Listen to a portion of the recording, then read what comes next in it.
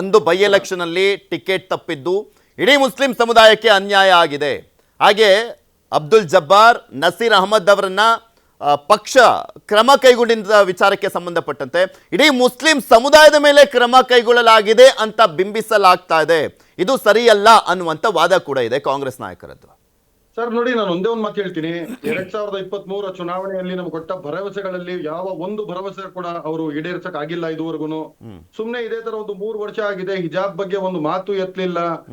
ಚುನಾವಣೆ ಸಂದರ್ಭದಲ್ಲಿ ಏನೇನೆಲ್ಲ ವಾದ ಮಾಡಿದ್ರು ಅದು ಏನು ಇಟ್ಕೊಂಡಿಲ್ಲ. ನಾವು 224 ಕ್ಷೇತ್ರಗಳಲ್ಲೂ ನಮ್ಗೆ ನಾವು 13% ಇದೀವಿ, ನಮ್ಗೆ 13% ಕೊಡಿ, ನಮ್ಮ ಸೀಟ್ಗಳನ್ನ ಕೊಡಿ ಅಂತ ನಾವು ಕೇಳ್ತಾ ಇಲ್ಲ.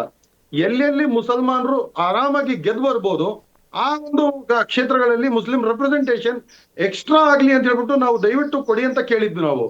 ನೀವು ಟಿಕೆಟ್ ಕೊಡದೆ, ನೀವು ಒಂದು ರೂಲ್ ಅನ್ನು ಫಾಲೋ ಮಾಡದೆ ಸಡನ್ ಆಗಿ ಬಂದ್ಬಿಟ್ಟು ನೀವು ಉಚ್ಚಾಟನೆ ಮಾಡ್ಬಿಡ್ತೀರಿ, ಪಕ್ಷದಿಂದ ಹೊರಗಾಕ್ಬಿಡ್ತೀರಿ ಅಂತ ಹೇಳಿದ್ರೆ ನಾವು ಸುಮ್ನೆ ಕೂತ್ಕೊಂಡಿರ್ಬೇಕಾ?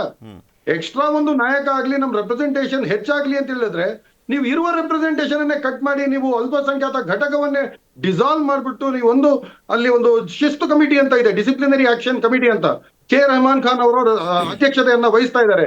ಅವರ ಡಿಸಿಪ್ಲಿನ್ ಆಕ್ಷನ್ ಕಮಿಟಿನೇ ಇಲ್ಲ, ಅಲ್ಲಿ ಏನು ಮಾತಿಲ್ಲ. ಅದೇ ಶಾಮನೂರು ಶಿವಶಂಕರಪ್ಪ ಅವರು 2024 ಲೋಕಸಭೆ ಚುನಾವಣೆಯಲ್ಲಿ ಡೈರೆಕ್ಟ್ ಆಗಿ ಬಿಜೆಪಿಗೆ ಓಟ್ ಕೊಡಿ ಅಂದಾಗ ಅವರಿಗೆ ಒಂದು ಮಾತು ಮಾತಾಡಿಲ್ಲ, ಒಂದು ಶೋಕಾಸ್ ನೋಟಿಸು ಕೊಡ್ಲಿಲ್ಲ, ಏನೂ ಇಲ್ಲ. ಅದೇ ಮುಸಲ್ಮಾನರ ಕಡೆ ಬಂದ್ರೆ ನೀವು ಡೈರೆಕ್ಟ್ ಉಚ್ಚಾಟನೆ, ಅಲ್ಲಂದ್ರೆ ನೋಟಿಸು ಕೊಡಲ್ಲ, ಇನ್ಕ್ವೈರಿನೂ ಆಗಲ್ಲ, ಒಂದು ಮಾತು ಆಗಲ್ಲ. ಅಂದ್ರೆ ಮುಸಲ್ಮಾನರು ಅಂದ್ರೆ ಅಷ್ಟು ಕೇವಲನಾ?